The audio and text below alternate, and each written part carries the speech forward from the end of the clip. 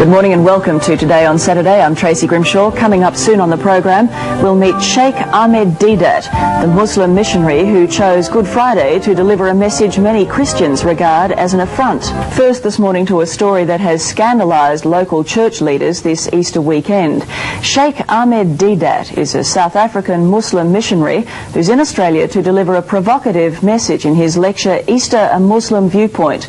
In a country that prides itself on the right to free speech, it is not the content of his lecture that's caused affront, it's the timing. Sheikh Deedat delivered his speech on the most solemn day of the Christian calendar, Good Friday.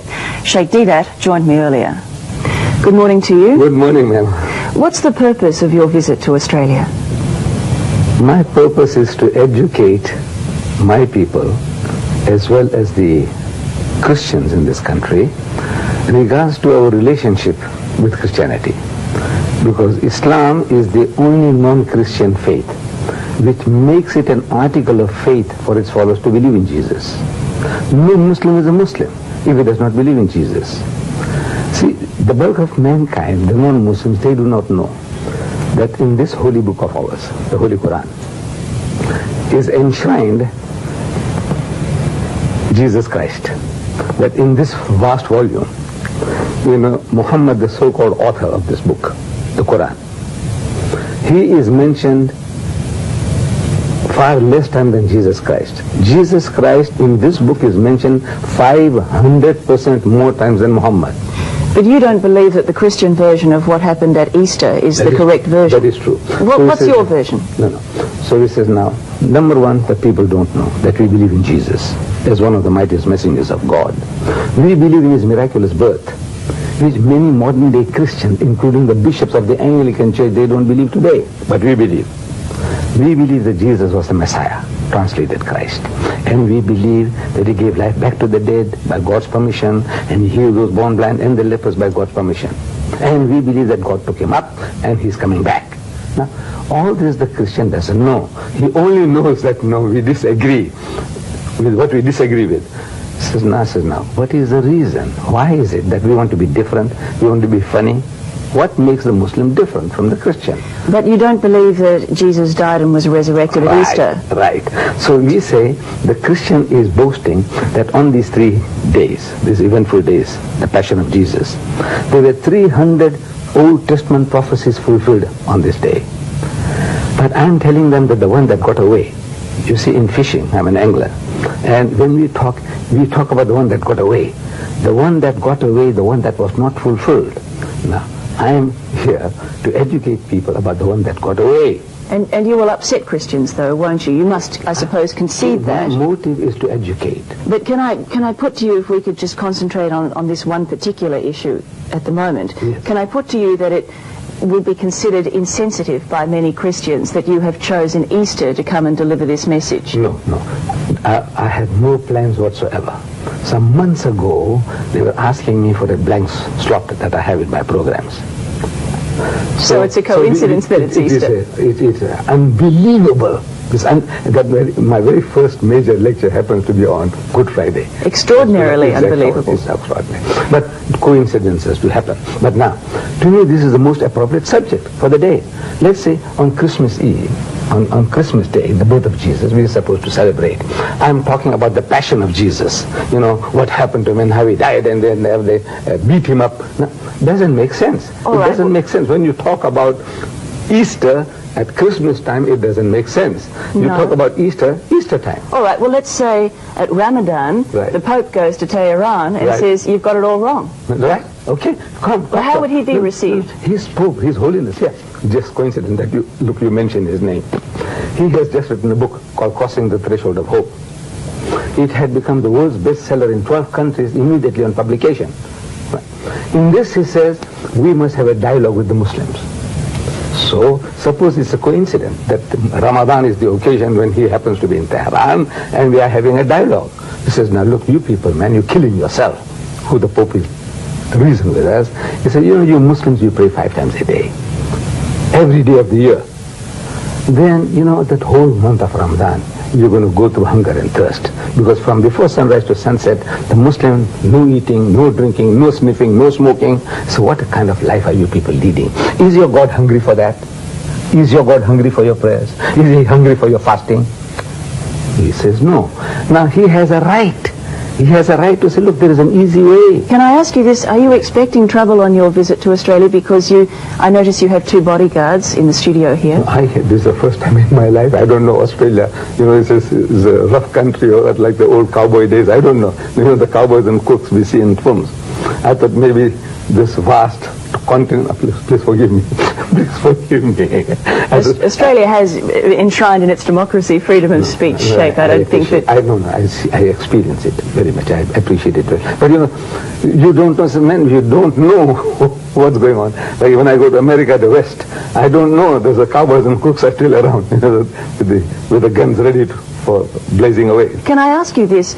Why do you believe that we must all worship the same God? I mean, we don't all eat the same food. We don't all speak the same language. Why must we all worship the same God? Why isn't there room for us all to differ? No. We must tolerate each other's points of view, differences. But everybody is aiming to get a consensus. Everybody. The Christian wants the whole world to be Christianized. True or false? Look at the present moment. There are 35,000 crusaders occupied in Africa, raising the dust. Not priests, ministers of the church, but crusaders from America. They want to change the continent. They want to make Africa a Christian continent. In 1977, in Indonesia, there were 6,000 crusaders trying to convert the Indonesians, and they have succeeded so far in converting 15 million Indonesians into Christianity. And by the turn of the century, they want to make Indonesia a Christian nation. Now, this is an aim, a noble aim from the Christian point of view. Similarly now, since Christianity is a missionary religion, Islam also is a missionary religion. As much as the Christian is out to share his faith with the rest of mankind, we also want to share our faith with the rest of mankind. And Islam, I don't know whether you know, is the fastest growing religion in the world. In the West, in Britain, there are more Muslims than Methodists. All right. I still think there'd be plenty of people who'd question your timing, but thank you for your time this morning. Please.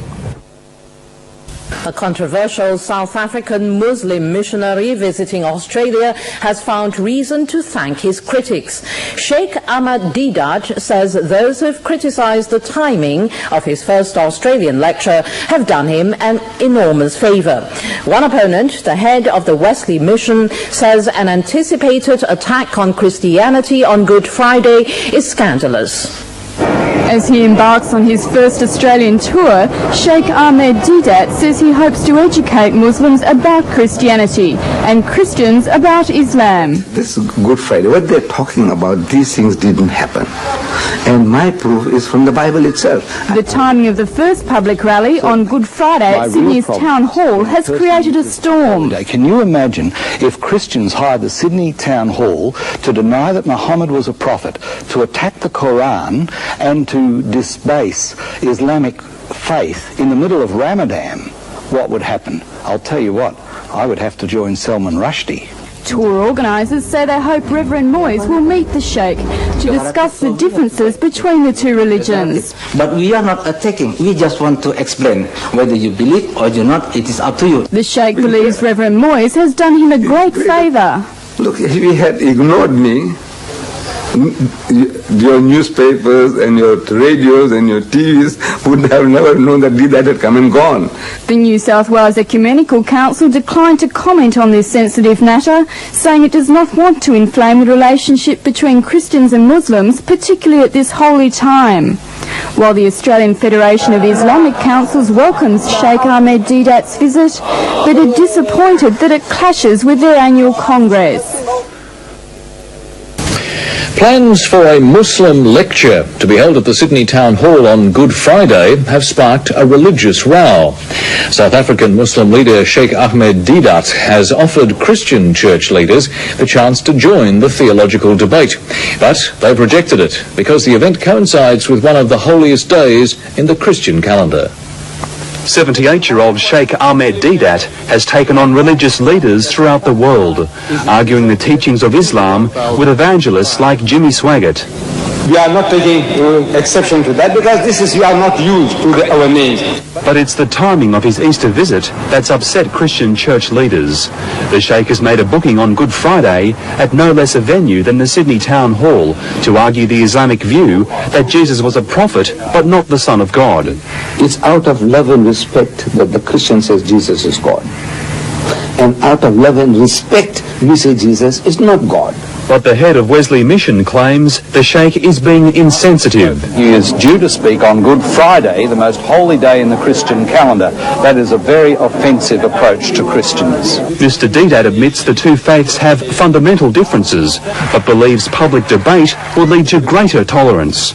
In this vast volume, the name Muhammad occurs only 5 times. Jesus occurs 25 times, 500% more times the name Jesus occurs. He is the King of Kings. Reverend Moyes has been invited to take the stage with the Sheikh during his Good Friday address. It's an invitation the Reverend has declined. A war of words has erupted this Easter between Sydney's Christian leaders and a visiting Islamic scholar. The Christians are outraged that the Muslim missionary has chosen to hold a public rally today. But this Easter has seen a religious war of words over a visit by a leading South African Islamic missionary. It has Christian leaders hopping mad. What's incensed Christian leaders about the visit of this Islamic scholar, quite apart from the message itself, is the timing of the event. Christians are incensed that Sheikh Ahmed Deedat has chosen Good Friday, a Christian festival, to launch his public rally. Could you imagine what would happen if the Christians of the community took the Sydney Town Hall in the middle of Ramadan and started to deride Muhammad and indicate that the Quran is incorrect? But the man at the centre of the storm, Sheikh Ahmed Deedat, doesn't know what all the fuss is about. To me, it is childish. By God, it is childish. I don't want to go deeper into that. It's no sense. The Catholic and Anglican Easter messages centred on trust, violence and our descent into savagery. Progressively we are becoming an arrogant, ruthless, bullying society, and that is not our inheritance. We develop thicker and thicker hides to protect ourselves, and as we lose trust, we lose hope.